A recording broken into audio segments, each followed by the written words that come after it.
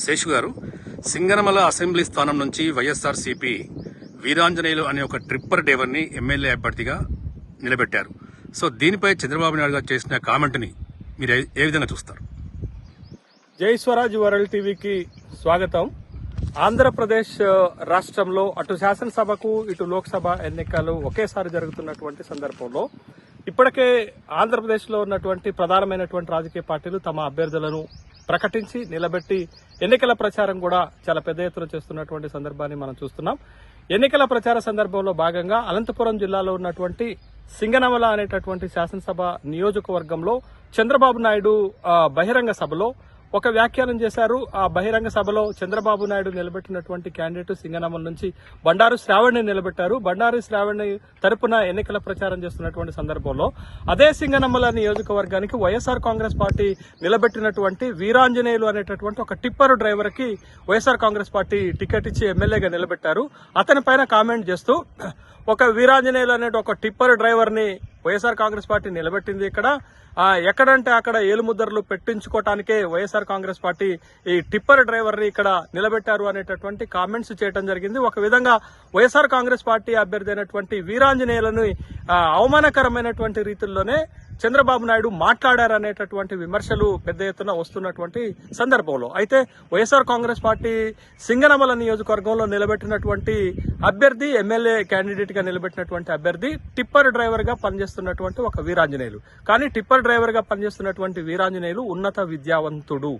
MA economics చదివాడు. MA ఎకనామిక్సే కాదు, తను బీఈడీ కూడా చేసినటువంటి, బ్యాచులర్ ఆఫ్ ఎడ్యుకేషన్ కూడా చేసినటువంటి ఒక ఉన్నతమైనటువంటి విద్యావంతుడిని పట్టుకొని చంద్రబాబు నాయుడు ఏ విధంగా వేలుముద్రలు వేసుకోవడానికి వైఎస్ఆర్ కాంగ్రెస్ పార్టీ ఇట్లాంటి అభ్యర్థులను నిలబెట్టిందనేటటువంటి మాటలు అంటారు, ఇట్లాంటి విమర్శలు చేస్తారు. పేదలంటే ఇవాళ చంద్రబాబు నాయుడికి చాలా చులకన భావం అనేటటువంటి విమర్శలు వైఎస్ఆర్ కాంగ్రెస్ పార్టీ నుంచి వస్తుంది. అసలు ఆంధ్రప్రదేశ్ లో ఎన్నికల క్యాంపెయిన్ లో చాలా ప్రధానమైనటువంటి విషయాన్ని వైఎస్ఆర్ కాంగ్రెస్ పార్టీ ముందుకు తెస్తుంది.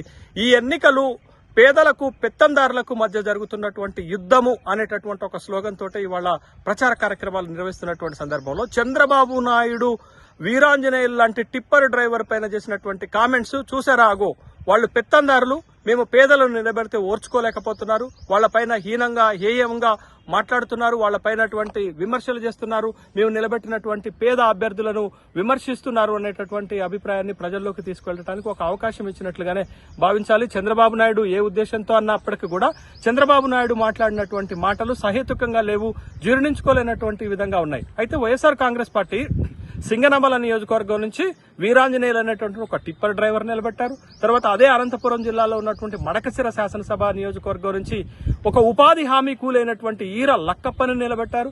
అదేవిధంగా గుంటూరు జిల్లాలో ఉన్నటువంటి మైలవరం నియోజకవర్గంలో కూడా ఒక సామాన్యమైనటువంటి రైతు సర్నాల తిరుపతిరావుని నిలబెట్టారు. అంటే ఒక 3-4 నియోజకవర్గాలలో వైఎస్ఆర్ కాంగ్రెస్ పార్టీ పేద వర్గాలకు సంబంధించినటువంటి అటు ఉపాధి హామీ కూలీలను, ఇటు టిప్పర్ డ్రైవర్లను, అటు రైతులను, అటు మైనార్టీలలో పేద వర్గానికి సంబంధించినటువంటి వ్యక్తులను తమ ఎమ్మెల్యే క్యాండిడేట్ అభ్యర్థులుగా నిలబెట్టారు.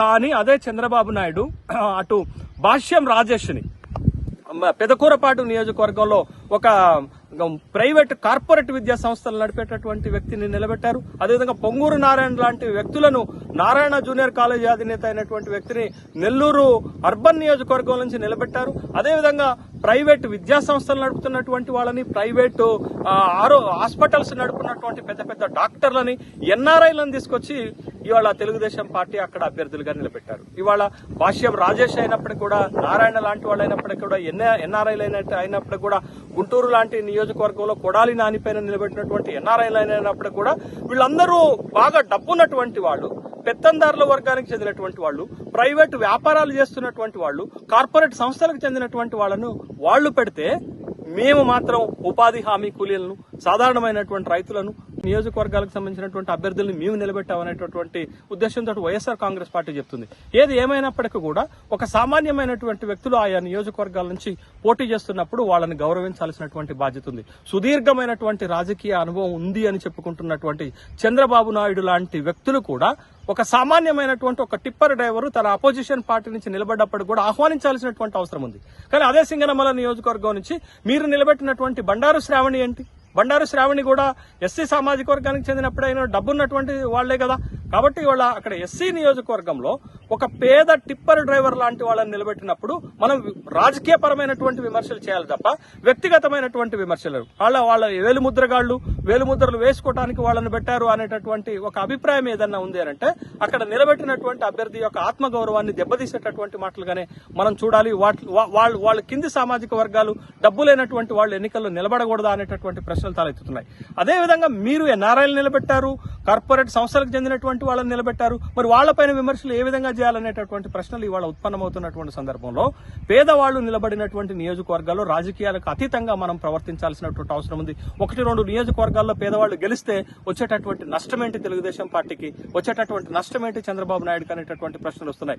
ఇటీవల జరిగినటువంటి తెలంగాణ రాష్ట్ర శాసనసభ ఎన్నికల్లో కూడా ఎడ్మ బొజ్జు లాంటి ఒక సాధారణమైనటువంటి వ్యక్తి, ఒక ఆదివాసీ ఉద్యమకారుడైనటువంటి ఎడ్మ బొజ్జు లాంటి వాళ్ళు రూపాయి డబ్బులు ఖర్చు పెట్టకుండా తెలంగాణ శాసనసభ ఎన్నికల్లో గెలిచి అసెంబ్లీలోకి వెళ్లారు. ఇటీవల మధ్యప్రదేశ్ అసెంబ్లీ ఎన్నికలు జరిగితే అక్కడ కశ్యప్ అనేటటువంటి ఒక ఆదివాసీ ఉద్యమ నాయకుడు ₹1 ఖర్చు పెట్టకుండా ప్రజలే చందాలు వేసుకుని అట్లాంటి అభ్యర్థిని గెలిపించినటువంటి సందర్భాలు ఉన్నాయి. కాబట్టి ఇవాళ ఆంధ్రప్రదేశ్ శాసనసభ ఎన్నికల్లో కూడా ఒక ఈర లక్కప్ప కావచ్చు, ఒక వీరాంజనేయులు కావచ్చు, ఒక సర్నాల తిరుపతిరావు యాదవ్ కావచ్చు, ఇట్లాంటి వాళ్ళందరూ కూడా గెలవాల్సినటువంటి అవకాశం ఉంది, అవసరం ఉంది. ఇట్లాంటి పేద వర్గాల నుంచి వచ్చినటువంటి అభ్యర్థులు గెలవాల్సినటువంటి అవసరం ఉంది. కానీ వాళ్లపైనే చంద్రబాబు నాయుడు లాంటి సుదీర్ఘమైన రాజకీయ అనుభవం ఉన్నటువంటి వ్యక్తి ఈ విధమైనటువంటి కామెంట్స్ చేయటం అది తెలుగుదేశం పార్టీ యొక్క విజయ అవకాశాలను దెబ్బతీసేటటువంటి అంశంగానే చూడాలి.